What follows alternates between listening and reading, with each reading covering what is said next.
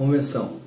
Então, irmão, o que é convenção? Dentro da pastoral evangélica, é uma adaptação às igrejas evangélicas hoje, saindo do grande potencial antigo das denominações que surgiram, saindo das igrejas antigas a nível de sacerdotal, como a igreja católica, onde teve um desenvolvimento, uma rivalidade aí, e se diz muita a teologia assim, com tendas de um nível de respeito entre uma e outra.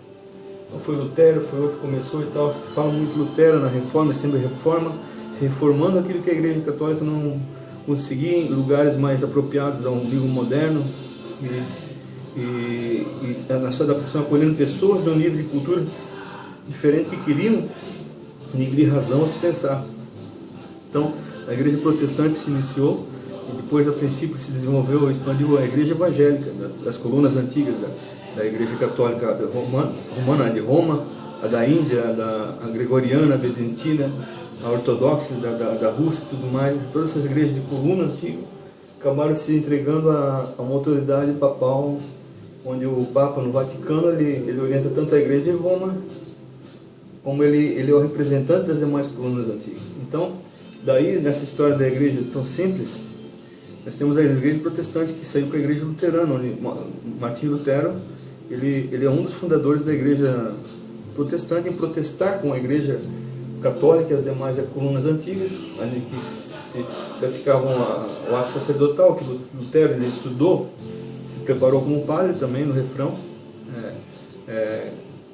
de estudo bíblico, canônico, e ele, dentro do estudo dele como uma escolástica, era o seminário, quando surgiu o seminário da igreja escolástica, um lugar fechado para se ensinar os sacerdotes, né, os princípios e disciplinas, onde abriu-se aí a escola de teologia e filosofia cristã, um plano assim entendido como teológico. Então o seminário preparou padres e tudo, e daí surgiram as igrejas protestantes. Se diz que às vezes a igreja calvinista é uma das principais também, toda a luta em se dizer a predestinação e tudo mais. Entender, para mim a igreja presbiteriana ela surgiu da calvinista, onde a calvinista ela diz a predestinação como um meado de possibilidades onde a razão do ser humano ela escolhe o livre-arbítrio e fazer uma disposição de limite que ele tem cada pessoa, e dentro do seu espaço da sociedade, dentro da massa do espaço e do tempo. Então a igreja luterana ela se desencadeou aí, e veio as outras mais, como a Batista, e dali veio a igreja de Assembleia de Deus que temos hoje.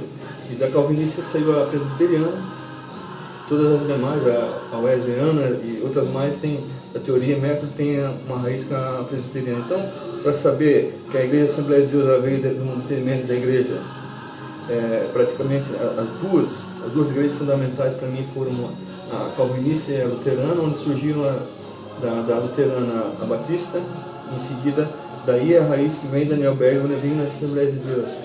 E alguma raiz dentro da Assembleia de Deus que tem a divisão de predestinação, que tem sempre a dúvida de predestinação, que existem teólogos diferentes, explicam coisas diferentes dentro de cada igreja, na Assembleia de Deus também. Não porque há uma crítica e de repente vem um vento de doutrina dizendo que a igreja calvinista não, ela diz que a predestinação não pode ser mudada, mas existe o livre-arbítrio dentro da predestinação.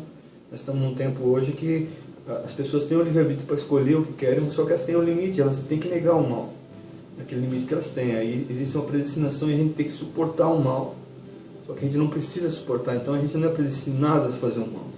Então a gente tem o livre-arbítrio para dizer não. Então, em todos os casos afins, a gente não é condicionado à predestinação assim, não. Só que, dependendo do que a gente escolher, a gente tem a condenação ou do céu ou do inferno, que a Bíblia nunca saiu disso. Jesus falou. Então, a igreja calvinista vem a presbiteriana, da onde vem uma raiz, talvez, possível da igreja Assembleia de Deus também, numa parte burocrática, mas não tão democrática, mas uma pastoral, assim, e se consagrar as coisas, não só se ungir, assim como sistema de padre. Então, o Calvin, ele foi uma pessoa muito estudada, mas então, partindo agora da Assembleia de Deus. Então, a Assembleia de Deus, com a convenção dela da ida pastoral, onde vem o preceito protestante, a convenção faz bem um protesto contra coisas que estão no mundo. Então, a Assembleia de Deus tem a CGLB, a Convenção Geral, das Assembleias de Deus do Brasil, CGADB, quer dizer isso, a reunião dos pastores, ou seja, ele colocado pelo Senhor ou não, chamado de fato ou adaptado, ou mesmo toda a politicagem, roubo desse mundo, fazendo com que uma pessoa esteja no lugar sem ser aquilo que é de Deus, vamos dizer, um homem de Deus, uma pessoa de Deus. O Senhor mesmo se diz que ele é varão de Deus, varão de guerra, ele é valente na peleja, ele desce a guerra para pelejar por nós. O Senhor, então, ele tem um molde humano a representar-se por nós como uma pessoa para a gente fazer exemplo, um bom exemplo de uma pessoa firme assim na batalha espiritual, essas coisas. E a parte de convenção, a convenção, ela aquilo que eu entendo, eu não me envolvo totalmente com a pastoral nesse sentido e tudo, mas em estudos que a gente tem, acompanhamento da CGADB, vinculado à editora, tudo da CPAD, da Assembleia de Deus, e outros encontros, reuniões de pastores, é a mesma história do que uma reunião de políticos, então, a convenção, onde vai se discutir tanto a parte burocrática, política da igreja, uma estratégia, e onde pessoas sábias levantadas por Deus, que estão envolvidas como pastores e líderes, sejam o nome que for, mas a principal importância são pastores a decidir definitiva aos casos. Então isso é a importância de a gente ter pastor de Deus, que eles não se desviaram da palavra e não foram colocados como Baltazar lá, para se decidir toda a fração que a igreja tem em se disponibilizar dela mesma, a autoridade que lhe foi dada dentro do comércio, da sociedade, a decidir papéis, ordem, afins. E nesse manejo, a convenção, existe a reunião também por parte espiritual. A igreja é direcionada a Cristo, a Jesus. Sempre a Assembleia de Deus ela tem que aceitar a Cristo como Senhor. Então, na mesma definição e decisão da convenção, nós temos aí a decisão da convenção em se lutar e verificar as coisas fiéis dos servos, os fiéis que estão participando da própria igreja, e além de outros cristãos que estão em outra denominação. Essa é a verdadeira função da convenção. Então, com toda a sua divisão, a convenção com os secretários, tudo se faz de pastores, o principal afim, então, a convenção. Então, tudo vai ser decidido para as igrejas, o que a gente vai precisar melhorar, é plano de ordem material e espiritual. Só que a ordem espiritual, às vezes, não é colocada no jogo por causa do inimigo aparente, em parte, que está infiltrado no nosso meio. Então, a convenção, ela é a decisão da pastoral entre os pastores e dentro de um limite de dogma que existe a sede, por exemplo, que está lá em Belém, que é das Assembleias de Deus do Brasil, das Igrejas Evangélicas da Assembleia de Deus do Brasil. Então seria a IEADB, as Igrejas da Assembleia de Deus do Brasil, Igrejas Evangélicas da Assembleia de Deus do Brasil. Então lá existe a grande decisão do dogma, e existe a nossa resistência e a preocupação em elas não cair num falso limite, em aceitar o vitupério do mundo, aquilo que o mundo ele jaz no maligno, e olhando cuidar dos tempos, que esses tempos são maus, e em aceitar tudo afinco de profanidade contra o Senhor, que a casa do Senhor é o templo onde a gente ora e louva, e tem todo o altar consagrado, as coisas do Senhor, que temos que cuidar, são coisas consagradas e santas a Ele, para nos reunir, que não tem outro lugar. Então a convenção ela tem que decidir não aceitar, por exemplo, o paradigma gay, de uso de droga, tudo na comunhão entre os irmãos, para que a gente possa conseguir continuar a congregar em harmonia e unidade entre os irmãos. Então a convenção entre os pastores vai decidir a liberação, por exemplo, de conferências, de festas, daquilo que pode ou não dentro da casa do Senhor, e limite de horário e tudo mais. Tudo que nem uma empresa adicionada a Cristo, uma igreja que se diz a brincadeira, pequenas igrejas, grandes negócios, as pequenas empresas, grandes negócios. Então que sejam pequenas as empresas filiais, setores ou sede, mas são grandes negócios ao Senhor particular.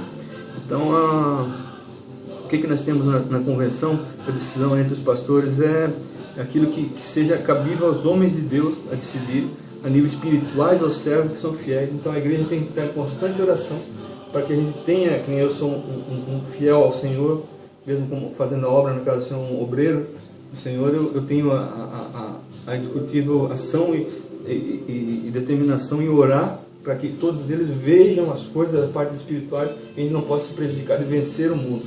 Então a convenção ela existe com essas divisões de pastores, vamos dizer, pastor de tal região, de tal, que ele é o responsável presidente, que existe um pouco mais de autoridade que o outro pastor, desde que ele seja cabível diante de Deus.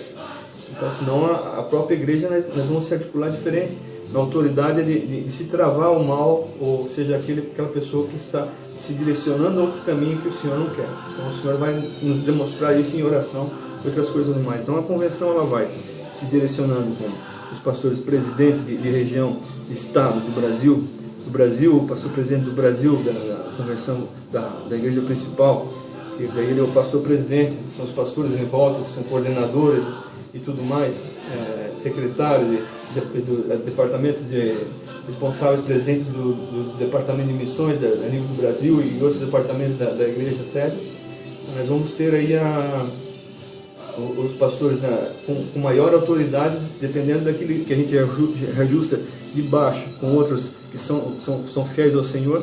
Caso ele não seja o pastor presidente a nível do Brasil, nós vamos ter uma dificuldade aí, nós vamos precisar travar ele para fazer a obra de Deus certinho, como o Senhor quer. Então, se ele for um homem de Deus, aí está mais fácil para nós, o pastor presidente ali do Brasil. Aí, os demais do Estado, a mesma coisa. Então, se o pastor presidente vai ter dificuldade com um obreiro que virou um Baltazar, um falso profeta, um falso pastor, ele não serve ao Senhor, ele aceita a obra da feitiçaria elas por elas, que não precisa se preocupar que é só uma religião. Nós vamos ter uma dificuldade aí, aquele pastor tal presidente, às vezes ele não vai poder demonstrar diretamente aos irmãos, vocês os fiéis. Ele vai ter que fazer um articular junto com a igreja do Senhor, dentro do sistema de oração. Nós vamos ter que fechar o espírito, se consagrar, não é fechar o espírito assim, não é nada de feitiçaria de espiritismo. Nós vamos ter que fechar realmente a parte espiritual assim, se for preciso, não demonstrando as outras pessoas que estão tentando ir contra a obra do Senhor. Nós nos conhecemos, nós servimos ao Senhor, para fazer com que aquele tal pastor que seja falsa, ele aceitar o nosso paradigma de uma forma que as coisas vão acontecendo, ele vai percebendo vindo aí. Então, a convenção ela vai se abranger de um lado para o outro. Nós precisamos da convenção onde os pastores vão se reunir, nós vamos já discutir com aquele que é falso, aquele que não. Então, vereis a verdade daquele que serve, aquele que não serve a Deus. Nós vamos ver na convenção, com toda a sua divisão de pastores presidentes, os outros demais, a nível do Brasil, tem pastor presidente de cada estado, pastor presidente de cada cidade, e assim vai. De cada lugar de vínculo em outros países em volta do Brasil e no mundo inteiro.